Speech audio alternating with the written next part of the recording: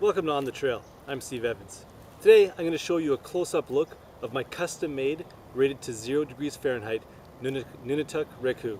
This is basically a hybrid between a sleeping bag and a down insulating suit. Now, this may look like a funny piece of gear, and I realize that when I put it on I'm actually going to look quite amusing. But this replaces quite a number of pieces out of my kit and saves me several pounds. Let me give you an example. Now, most people when they get to camp are going to need some insulating gear. This would be comprised of a down jacket, balaclava, down pants, and some down booties, let's say. That's what I would bring in the past. Also, on top of this, you need something to sleep in, at which point I would bring a sleeping bag. And all this is going to weigh a lot. And that's what the Nunatak Raku replaces. My old winter setup comprised of a Western Mountaineering Ultralight at 37 ounces, a BPL Pro 90 balaclava at 2 ounces, a North Face Prism Optimist jacket, 26 ounces, and BPL Cocoon synthetic insulation pants at about 8 ounces. That came to 73 ounces for a full winter setup. That would take me down to 0 degrees Fahrenheit, roughly -20 or so, and I could push it with a vapor barrier. This piece right here, which is all those put into one, weighs 56.4 ounces. That saves me about 17 ounces out of my pack weight. And also what it does is it simplifies my gear list. I can bring this and survive basically any condition that this area can throw at me. Now you know what this piece of gear is going to be used for. Let me give you a brief description of what this is. It's basically a sleeping bag and a down suit integrated into one piece of gear. Basically, we are sharing the down from each sleep system and the camp insulation and allowing it to be put into one piece of gear, and that's what saves us all the additional weight. Now, I'll give you a little close-up look of this because when I was looking to purchase this, there was almost no information on it on the internet. Most of it is what I got from, most of the information I got was from Tom at Nunatak USA, and he's a great help, but really what you want to do is get up close and personal and see how it's being used. There's basically 3 different ways that this piece of gear is used. One is while mobile, moving around camp, but not generating enough heat that you can get away with just your hiking layers. 2, sleeping, obviously, using it like a sleeping bag. And 3, kind of an in-between mode. Let's say you wake up in the morning and you want to make some coffee or some hot chocolate or something like that. You want the use of your arms, but you don't want to get out of your sleeping bag. So those are basically the 3 things that I'm going to cover here. And I'll show you how easy it is or how you would go about that. So, the biggest question that most people have is how easy is this thing to put on and take off and use as a parka, because it is quite huge. What I'm going to do here quickly is just show you how I get it on and off, and just have this pad set up here because it's pretty snowy outside and I don't want to get it all messed up. So when we get down, the first thing we're going to do, unzip the center zip all the way to the bottom and make sure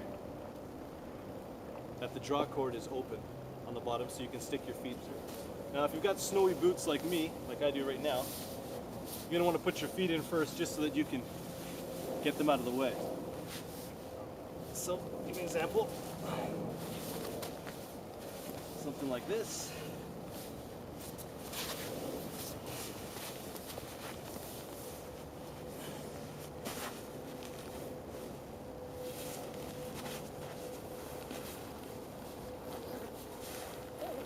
Once that's done, you can zip it up. Now remember earlier I told you I was going to look kind of funny, and I know that I do. Now basically when you're sitting like this, can we see the bottom of my feet as well? I'm not sure if we can in this shot, but if we can, you're going to see that it's obviously not going to be beneficial to walk around like this because you're going to trip and fall. So since you have the draw cord open, you can pull this up. Take the two draw cords on each side.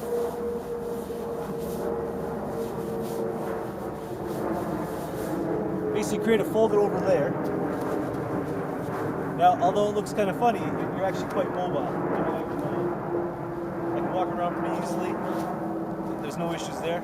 And depending on the level of comfort that you have, if it's extra cold outside, you can push it down a little bit further.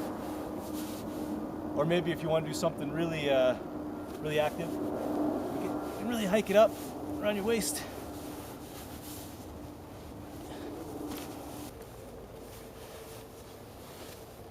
So after you finished all your camp chores and whatnot, you're obviously going to want to go to bed, maybe make something to eat.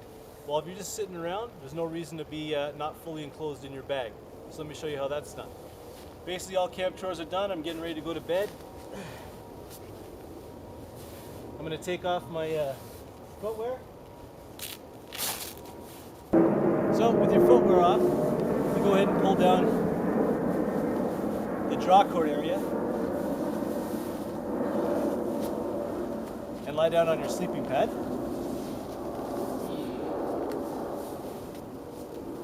It's at this point where you're going to cinch it completely closed.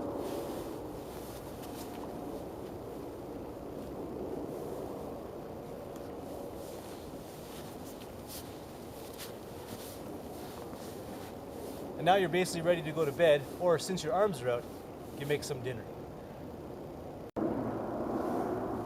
Once you finish all your chores for the night, or you're finished eating and whatnot, it's basically time to go to bed. One thing you're probably going to want to do, remember that there is a draw cord bottom, which means there's going to be a small hole at the bottom here. You're going to tighten up as much as you can, but I almost always religiously bring just a pair of down booties with me. Throw on some vapor barrier socks underneath these things just so you don't perspire too much in there. And that's going to keep your feet warm of any small drafts that do get in there. Now, in order to go to bed, you're going to want to pull the sleeves inside the main body. So to do that, simply open this up, and when you're pulling your arms in, pull them right inside out. Grab them right into the main body. Once you've got your sleeves pulled in, you can kind of use them to cushion your neck or whatnot, like I mentioned before, a draft collar.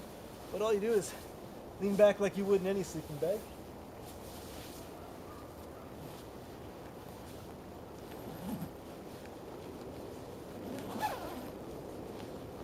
And zip it up. At this point, you're going to be nice and snug, being able to withstand negative 20 degrees Celsius.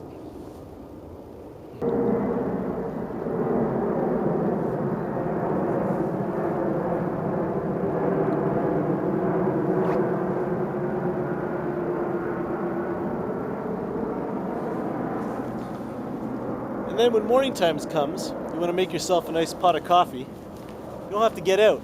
You just take your sleeves,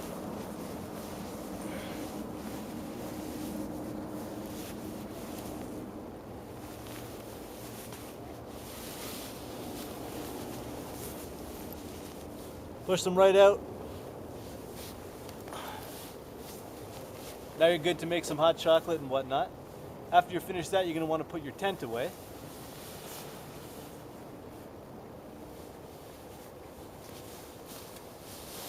Open up your foot box, hoist it around your waist.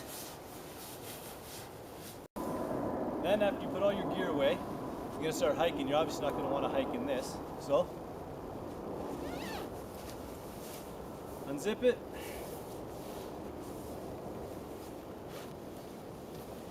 Take your arms and hands and head out.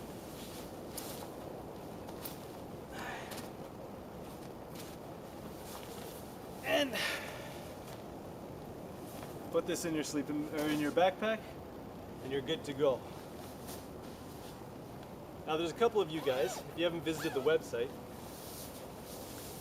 you want to know a couple of the specs of this thing, and that's fine. I'm going to share them with you. This one, like I said before, is -20, and I did that by adding 13 ounces of additional downfill on the standard. So that's 13 ounces of overfill, almost over 3/4 of a pound.